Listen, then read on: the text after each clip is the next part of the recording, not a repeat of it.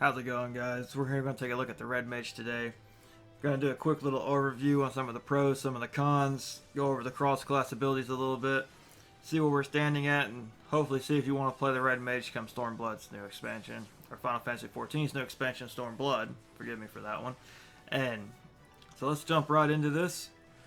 First pro we've gotten is that the fact that this is going to be a proc-based system. Now what that means is that one ability procs another ability, which then procs another ability, and so on and so forth. This kind of forms mini rotations with the procs, so that you use this ability to procs into this ability, which is then going to lead to you to use another ability. That's what a proc-based system is. It's very forgiving for new players to learn how to do.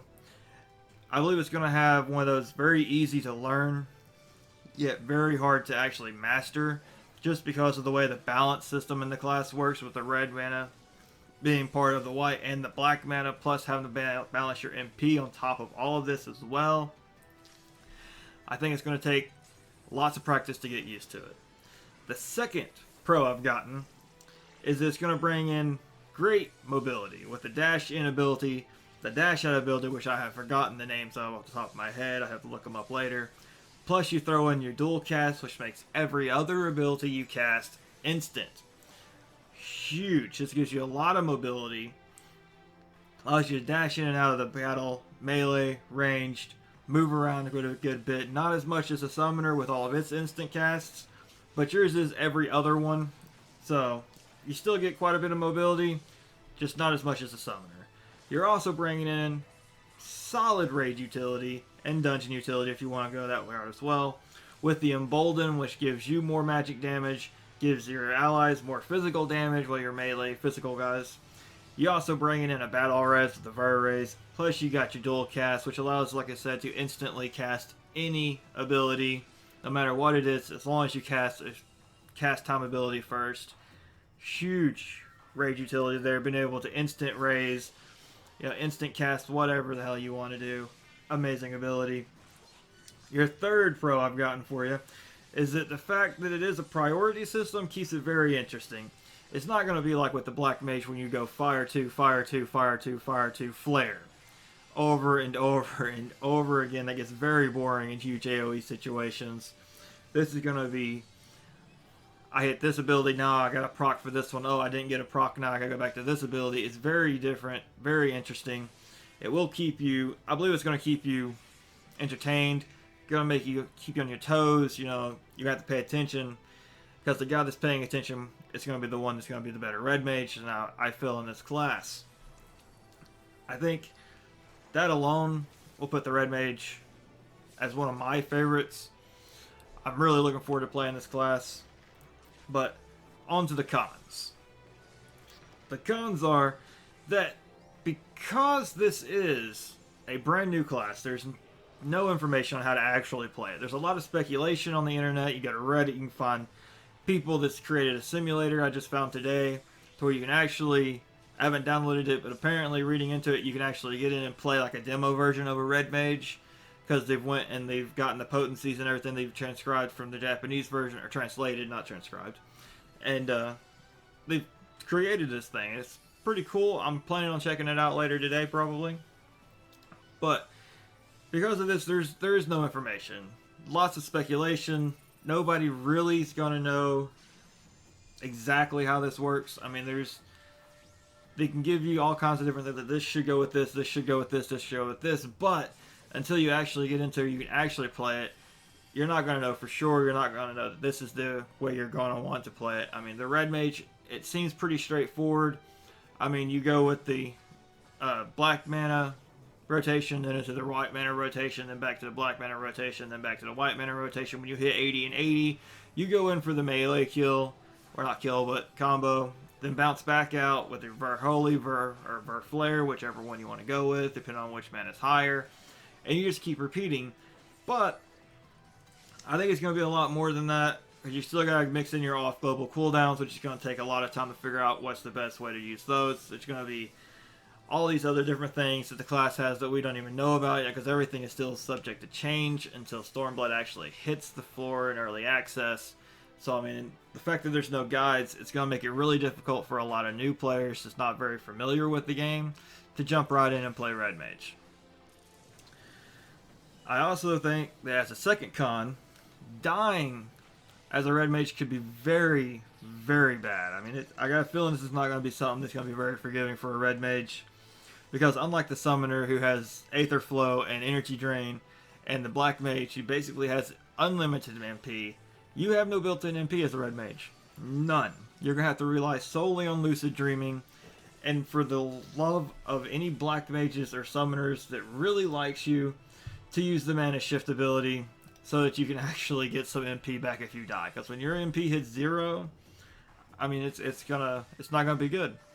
I think Lucid Dreaming will be enough to keep your MP from emptying out during the course of long fights, because of the fact that the way it works, the way I think it's gonna work, you know, with the potency, the duration, and everything. I think it's gonna be enough to keep your MP from emptying out. But once you do go down, and everybody knows, you will eventually die at some point in this game as a Red Mage in a raid or dungeon or something. Just whether it be stupidity or bad mechanics, you know, whatever, it's gonna happen. I think it's gonna be a pain to recover from that, because you don't have Energy Drain, you don't have unlimited MP, you don't have Aether Flow. All you have is the Lucid Dreaming cross roll ability. And I don't know if that's going to be enough for the Red Mage. But we're pretty much done with the cons with that. There wasn't a whole lot there. Not too much in the pros, not too much in the cons. But you don't want to give out all your information and spoil everything in Stormblood. So I think they're still waiting on a few things. Personally, I'm hoping they put flying in all zones. They put swimming in all zones. I'm hoping they put flying in all zones. I don't want to have to walk around Limsa and all these others to help out some friends. But with the pros and the cons done, let's head on over to the cross-class skills. As a caster, your class skills are going to be Idle, which is the mind version of Virus. You're going to have Break, which is a 50 potency heavy. It's on the global cooldown. You're going to have Drain. It's an unexpected magic damage, 80 potency. You heal for some of the damage dealt. I don't know about that one at all. Diversion, which is the same as your Quell. It's your Quelling Strikes. You got Lucid Dreaming, we've already recovered in the cons part there.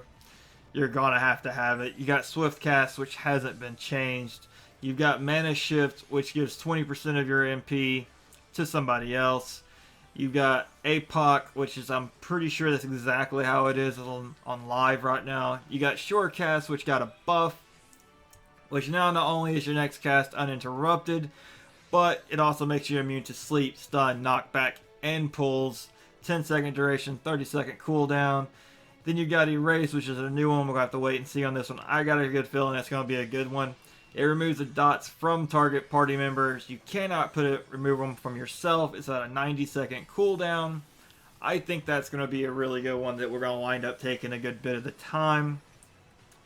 Now, everybody knows, as a job, you get 5 different cross roll abilities. I keep wanting to say cross class, just so used to it, so if I do say it, forgive me, I mean cross roll.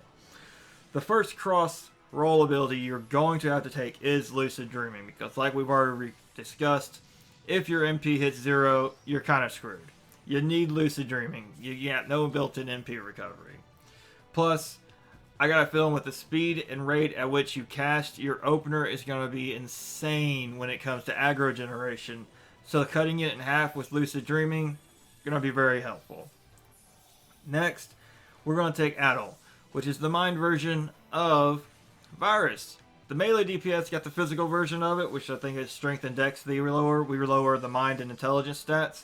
You're gonna take it out of the 10 that's there. It's one of the better ones. Always useful to be able to debuff magic damage enemy bosses and things like that. Amazing. I think next you're going to be taking APOC, because the more you can help the tank survive, the better off you are, and helping them reduce their magic vulnerability is really nice. Now, as your 4th slot, you're going to want to take Shorecast, because Shorecast, it got the buff. It's going to help you not get CC'd, which is going to mess up your castings. It's going to make sure your cast goes through. I think Shorecast is going to find its way into the Red Mages, possibly even the Summoners, and more than likely the Black Mage is going to still take it even though they lost it. Because of the sheer fact that you make sure you're immune to those forms of CC, plus it guarantees that cast will go off. Now, for your 5th slot, we're in a little bit of a dilemma. There's 3 different abilities. Those are Break, Swift Cast, and Erase. We're not sure which, well, I'm not sure which one we're going to wind up taking. I got a feeling it's going to depend on the situation. Break, I believe it's going to be the one you take in solo content for that heavy ability it adds. It's on the global cooldown, but you can still use it for the dual cast ability to get off some of your bigger cast times as well. I believe it's going to be there for kiting and solo. Then you've got Erase, which I think is going to be a really good cross-roll ability for specific dungeons, raids, all kinds of different useful content and up-to-date. Plus some of even the older content it's going to be extremely useful in, to where if the tank and the healer both got a dot on it, the healer can take the dot off of the tank while you're taking the dot off the healer, so it increases the time that everybody gets back to DPSing and everything. Helps out a lot. I think it's going to have a lot of useful situations to where it will be needed or helpful. I also think that you're going to wind up taking Erase in most of your dungeons and raids over Break. And as far as Swift Cast goes, the 3rd one, I don't really think we're going to be taking Swift Cast at all. I know it's going to pretty much be mandatory for Summoner and Black Mage like it always has. But as a Red Mage, I don't think we're going to be needing it because we instant cast every other ability. As long as we put a cast time, the next one is an instant. Unlike with the Summoner and the Black Mage. Summoner wants the Swift Cast so they can instant cast Raise. Black Mage wants it so they can instant cast Flare. You know, several other abilities in both of their kits they want instant cast for. Versus Red Mage, we can cast Volt and we've got instant cast. You know, I mean, I don't think we're going to be using it a whole lot. So I believe it's going to be between Break for soloing and Erase for dungeons and raids. But from what I can tell, Red Mage is going to be an awesome class. I think it's going to be fun. Going to be competitive as far as raids and dungeons goes. I think it's going to find its slot in-game raiding and dungeons and all this other good content.